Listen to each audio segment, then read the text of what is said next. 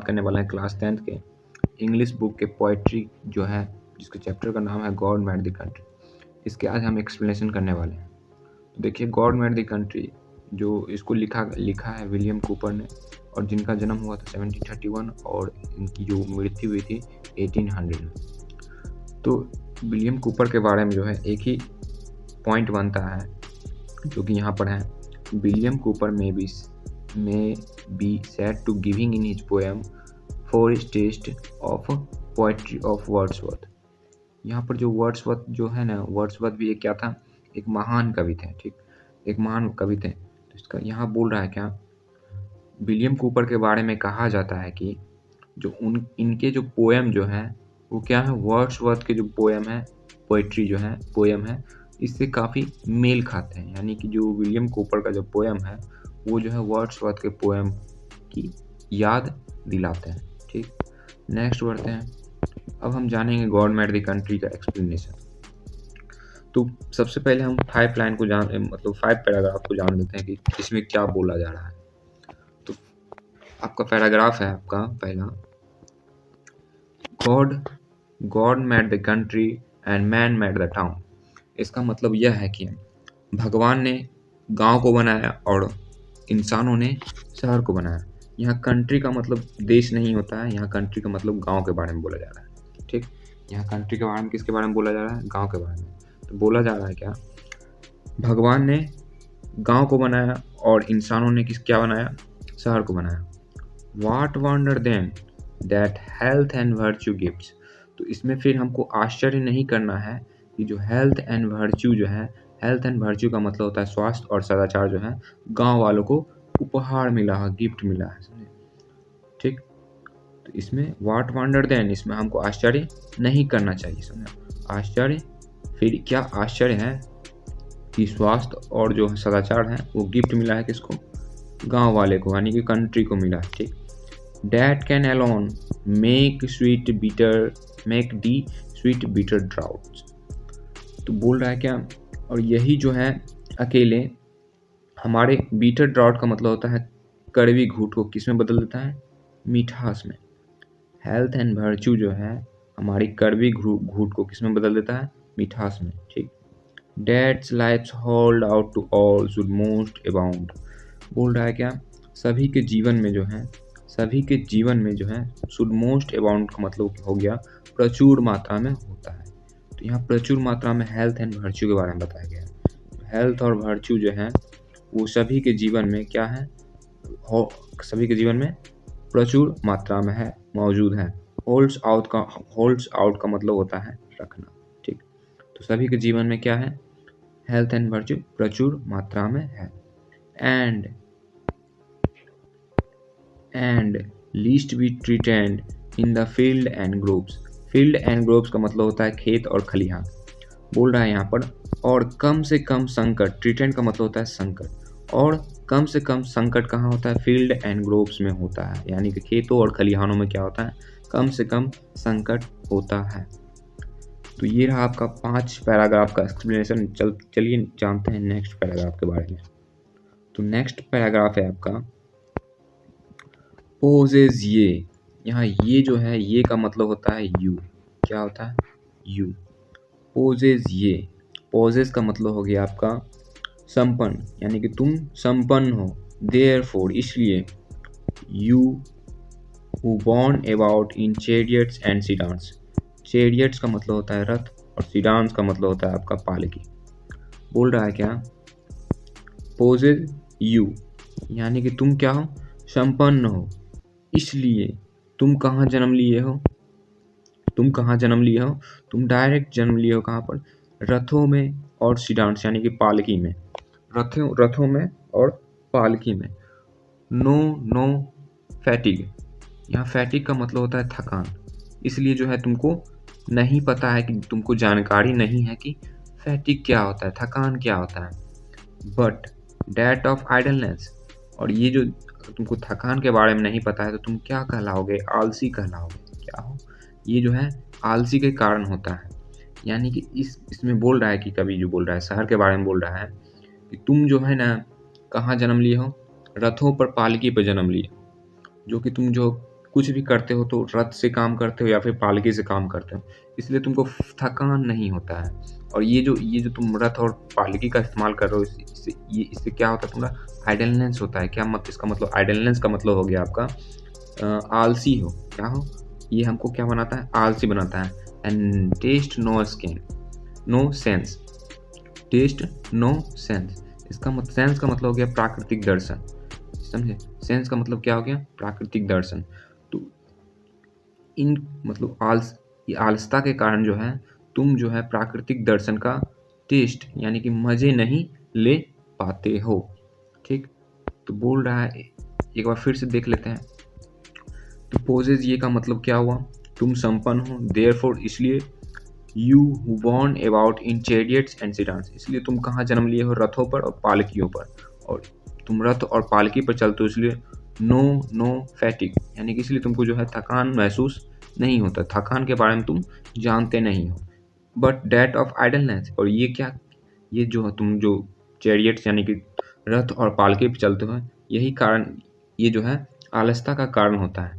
And taste no Sen, इसलिए जो है तुमको प्राकृतिक दर्शन का मजा नहीं मिल पाता है, यानी कि तुम प्राकृतिक दर्शन का मजा नहीं ले पाते हो। But such as art contrives possess you, ye still your element, लेकिन तुम्हारे जो अंदर जो है अभी भी जो है आर्ट कॉन्ट्रावाइव्स मतलब होता है कला, तुम्हारे अंदर अभी भी यह कला है, कला मौजूद है। There only you can sign, और यह कला तुमको क्या क्या कर सकता है, साइन कर सकता है, चमका सकता है। ठीक, नेक्स्ट बढ़ते हैं। नेक्स्ट है आपका, there only minds like your can do no harm, अगर तुम्हारे अंदर ये कला आ गया है तो तुम जो है किसी को भी हानि नहीं पहुंचा सकते। डू नो हार्म यानी कि तुम किसी दूसरे को हानि नहीं पहुंचा सकते। ठीक, नेक्स्ट है आपका, आवर ग्रोव्स यानी कि हमारे खलिहानों यानी कि हमारे बगीचों में, were planted to console at नून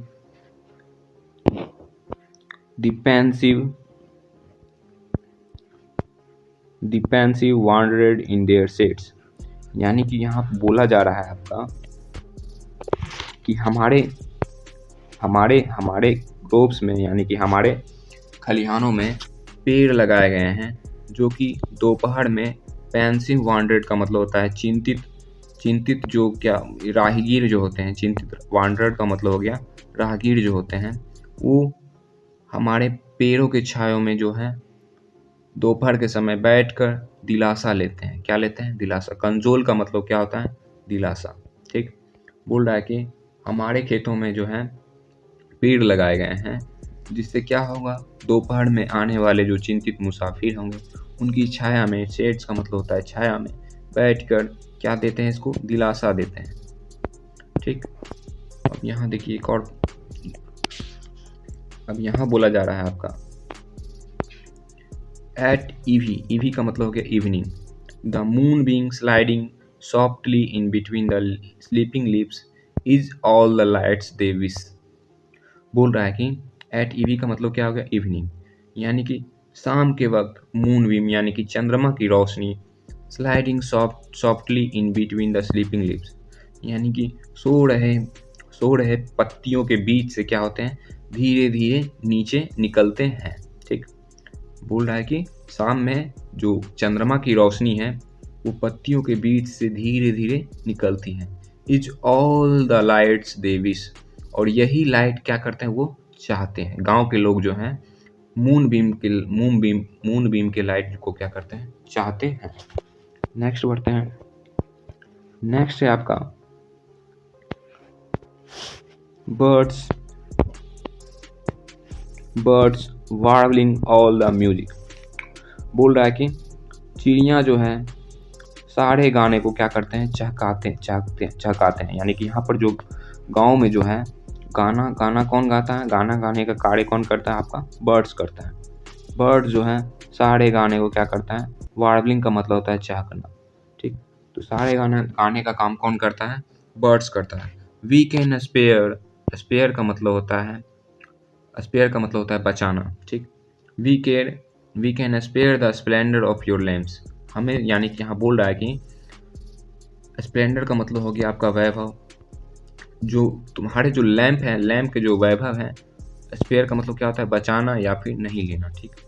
जो तुम्हारे जो लैंप है हमें नहीं चाहिए, तुम्हारे लैंप का जो वैभव है यो हमें नहीं चाहिए, इसे हमें नहीं चाहिए।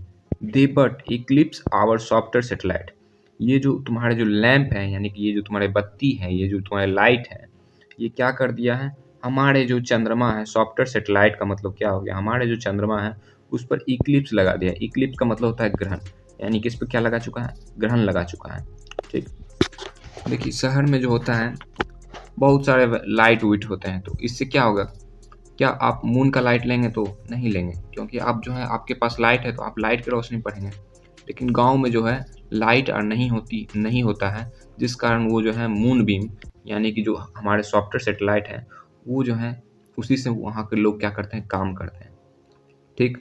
तो यहाँ पर जो मतलब कवि जो बोल रहे थे, we can spare the splendour of your lamps, हमारे तुम बोल रहा है कि हम लोगों को तुम्हारा जो लैंप का जो वैभव है, स्प्लेंडर का मतलब होता है वैभव, यानी कि तुम्हारे जो बत्ती का जो वैभव है ये हमको नहीं चाहिए। ये जो है they but eclipse our software satellite, ये जो है ये क्या करते हैं, हमारे जो सेटेलाइट है यानी कि हमारे मून को क्या करते हैं, ग्रहण लगा देते हैं, ठीक। नेक्स्ट है आपका your song confound our more harmonious notes. तुम्हारे जो गाने जो हैं, हमारे जो हारमोनियस का मतलब होता है मधुर, यानी कि हमारे जो मधुर गाने को क्या कर दिया, कन्फाउंड कर दिया, यानी उलझनों में भर दिया है। कन्फाउंड का मतलब क्या होता है, उलझनों में भर दिया है, ठीक।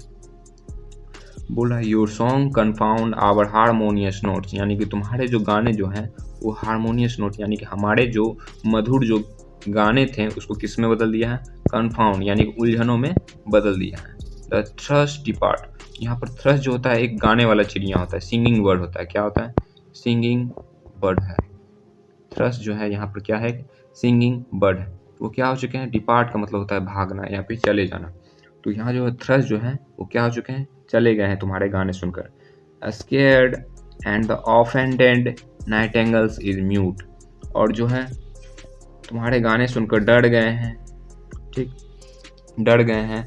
और जो नाइटेंगल जो है वो क्या हो चुके हैं, म्यूट हो चुके हैं, डरी हुई है, नाराज है, और नाइटेंगल क्या हो चुकी है, म्यूट हो चुकी है। तो ये रहा आपका explanation God made the country. अगर आपको यह वीडियो अच्छा लगा